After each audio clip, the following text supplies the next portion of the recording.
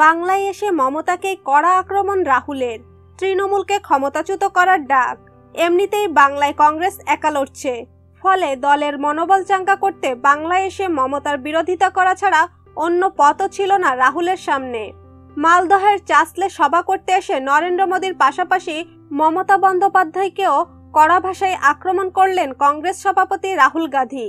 এ রাজ্যে লোকসভা ভোটে মমতার তৃণমূলের বিরুদ্ধে লড়াইয়ের ডাক দেওয়া শুধু নয়, বাংলা থেকে তৃণমূল সরকারকে সরানোরও ডাক দিয়ে গেলেন কংগ্রেস সভাপতি। বুঝিয়ে দিলেন তৃণমূলের সঙ্গে বন্ধুত্বপূর্ণ রাজনীতির থেকেও দলকে শক্তিশালী করাই তার কাছে অগ্রাধিকার পাবে। কয়েকদিন আগে পর্যন্ত বিজেপিকে ক্ষমতাচ্যুত করতে কংগ্রেস সহ বিরোধী দলগুলোর একজোট হওয়া নিয়ে জোর চর্চা চলছে। যদিও রাহুল গান্ধীর কংগ্রেসের নেতৃত্বাধীন জোট নিয়ে বরাবরই আপত্তি ছিল মমতার, তা সত্ত্বেও বিজেপিকে ক্ষমতাচ্যুত করতে দিল্লিতে তৃণমূলের সঙ্গে হাতে হাত মিলেই চলছিল কংগ্রেস। মমতার ব্রিগেডের সভায় দূত পাঠিয়ে ইতিবাচক বার্তা দিয়েছিলেন রাহুলও।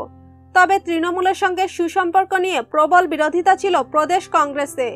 বাংলার কংগ্রেস নেতারা তৃণমূলের আগ্রাসা রাজনীতি নিয়ে বারবারই রাহুলের কাছে অভিযোগ জানিয়েছেন। এমনিতেই বাংলায় কংগ্রেস একা লড়ছে, ফলে দলের মনোবল চাঙ্গা করতে বাংলায় এসে মমতা বিরোধিতা করা ছাড়া অন্য পথও ছিল না রাহুলের সামনে। এদিন মালদহের চাসলে সভা করেন কংগ্রেস সভাপতি। এ মালদহ একসময় কংগ্রেসের গড় ছিল। সেখানকার সাংসদ মৌসুম বেনজির নূরকে দলে টেনে কংগ্রেসের বিপদ আরও বাড়িয়েছে তৃণমূল।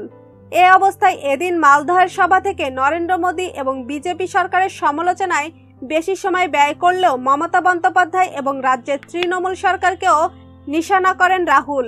কড়া ভাষায় বুঝিয়ে দেন বাংলায় দলের হাল ফেরাতেই ভোটের মরশুমে তৃণমূলের সঙ্গে আপাতত সুসম্পর্ক ইতি টেনে দিলেন তিনি। এ রাজ্যে কংগ্রেস কর্মীরা শাসক দলের হাতে যেভাবে আক্রান্ত হচ্ছেন তা নিয়ে সরব হন রাহুল। প্রশ্ন তোলেন শাসক দলের উন্নয়ন নিয়েও।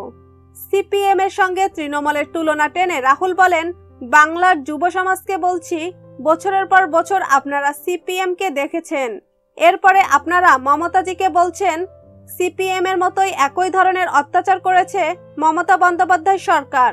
সিপিএম এর আমলে দলের জন্য সরকার চলতো, এখন একজন ব্যক্তির জন্য সরকার চলছে। লোকসভা ভোটে যে বাংলায় কংগ্রেসের মূল প্রতিপক্ষ তৃণমূলই তা বলার অপেক্ষা রাখে না। তবে তৃণমূল বিরোধিতাকে লোকসভা নির্বাচনে বেঁধে না রেখে আরো বড় লড়াইয়ের ডাক দেন রাহুল। এ রাজ্যে কংগ্রেসের বর্তমান শক্তির নিরিখে প্রায় অসম্ভব শোনালেও বাংলায় ক্ষমতা দখলের ডাক দেন রাহুল গান্ধী। কংগ্রেস কর্মীদের চাঙ্গা করতে তিনি বলেন, বাংলায় কংগ্রেসের সরকার ক্ষমতায় না এলে এখানে উন্নয়ন হবে না।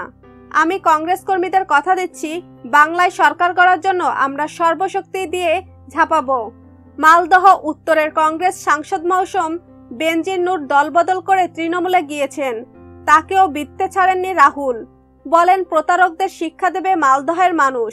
মালদহের গড় ধরে রাখতে মরিয়া রাহুল বলেন, ভালো সময় হোক খারাপ সময় হোক, এখানকার মানুষ সব সময় কংগ্রেসের পাশে থেকেছে, কংগ্রেসকে ভোট দিয়েছে।